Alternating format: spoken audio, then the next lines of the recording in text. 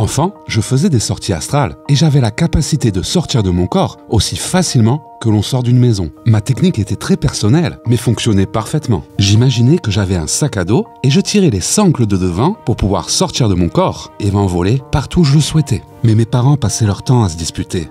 Élevé dans la négativité, mon sac à dos est devenu de plus en plus lourd. Jusqu'au jour où le sac à dos est devenu tellement lourd que j'avais beau tirer sur les sangles, j'arrivais plus à m'élever. Petit à petit, comme tout humain élevé dans cette société, j'ai fini par tout oublier. On m'a convaincu que rien n'existait et que seule la science pouvait tout expliquer. Jusqu'au jour où mon destin m'a rattrapé. D'abord voyant et maître Reiki sur les plateformes de la voyance française, c'est vraiment l'Académie de l'éveil qui m'a permis de me rappeler qui j'étais. L'entraînement quantique, c'est exactement comme l'entraînement physique. C'est la régularité qui nous permet de développer nos capacités. Et quand ton métier consiste à passer tes journées à aider des personnes qui s'éveillent à développer leurs dons, ça développe forcément les nôtres par la même occasion. Ainsi, petit à petit, j'ai remonté ma fréquence vibratoire et cela m'a permis de retrouver mes pouvoirs et la mémoire. À cause d'un passé karmique très lourd à porter, je n'ai pas retrouvé la capacité de sortir de mon corps avec autant de facilité que je le faisais étant enfant.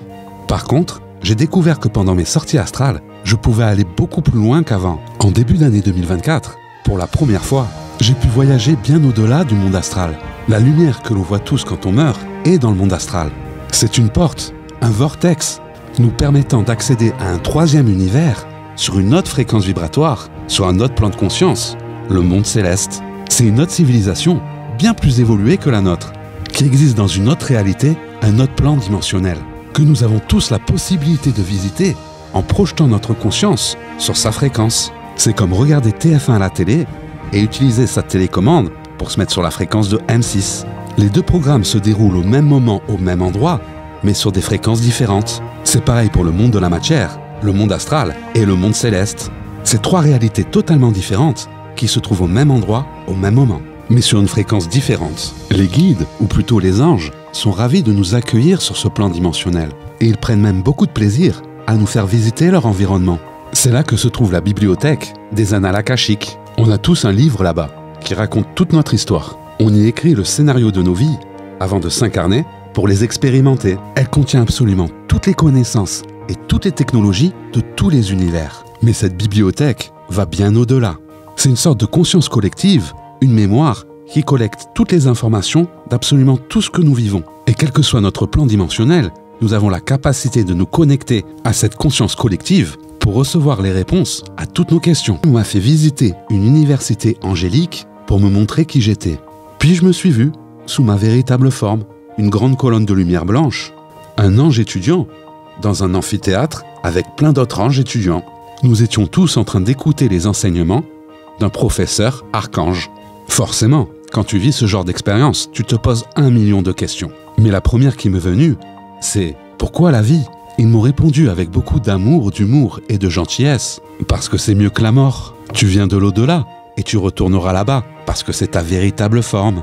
Et c'est le but de la création, de créer des mondes de plus en plus beaux pour vivre des vies de plus en plus belles. Nous vivons vraiment dans une simulation, sauf que nous en sommes les créateurs. Quelle que soit la planète ou l'espèce extraterrestre, nous sommes tous des anges, des esprits qui incarnons des vaisseaux physiques pour pouvoir interagir avec ces mondes. Notre corps physique, c'est notre avatar que nous incarnons pour accomplir nos missions. Nous sommes tous des êtres spirituels dans une expérience humaine, des anges à l'école. L'incarnation sur Terre, c'est comme devoir écrire un mémoire pour obtenir sa maîtrise, pour pouvoir passer un doctorat. Sauf qu'au lieu d'écrire un mémoire, on se crée une âme, comme une grosse bulle miroir qui va créer notre réalité en reflétant toutes les énergies que l'on choisit d'envoyer. Puis on rentre dans notre âme, cette bulle, pour pouvoir expérimenter cette réalité. Nous partageons tous la même planète, mais pas la même réalité. Chaque humain va avoir sa vision des choses, son point de vue. C'est pour ça qu'on dit que Dieu est partout, car tu es littéralement à l'intérieur de lui, à l'intérieur de ton âme. Et sur ta version de la Terre, le véritable Dieu, c'est toi, l'ange qui essaie de se projeter dans la matière. Quand nous sommes sur la même fréquence vibratoire, ces bulles s'attirent. C'est la loi de l'attraction, on attire ce que l'on vibre. Et c'est ce qui nous permet de partager la même réalité en fonction de nos passions. Dans le monde céleste, le temps n'existe pas. Chaque vie que nous vivons dans l'univers de la matière, c'est l'équivalent à un jour de classe dans le monde céleste. C'est pourquoi nous nous incarnons à de multiples reprises dans le même univers pour compléter notre année scolaire. Même les reptiliens sont des humains. souvent confondus avec les draconiens, ce ne sont pas des lézards. Ce sont des anges déchus qui doivent redoubler la classe. Au lieu de travailler à l'extension de leur âme, ils développent leur intelligence cérébrale, le cerveau reptilien. Ce sont ce qu'on appelle les sans-âmes. Ils ont une âme, mais ils sont déconnectés d'elle. Ils écoutent leur mental, plus leur intelligence émotionnelle. Dans cette société, tout est fait pour nous déconnecter. Moi aussi, j'étais un sans-âme pendant des années. Quand on s'empêche de suivre notre chemin de vie pour nos enfants, ou parce que l'on te dit qu'il faut garder les pieds sur terre, c'est refuser d'écouter son âme pour s'en remettre à son mental. À la salle de muscu, plus tu pousses lourd, plus tu deviens fort. Ici, c'est pareil. Pour construire cet univers, nous avons dû concentrer les énergies jusqu'à obtenir la matière. Donc les énergies de ce monde sont très lourdes. Notre âme est une bulle, comme un ballon qui se dégonfle si on appuie dessus. Sur ce plan dimensionnel, les énergies sont tellement concentrées que nous devons nous désaligner pour pouvoir nous incarner.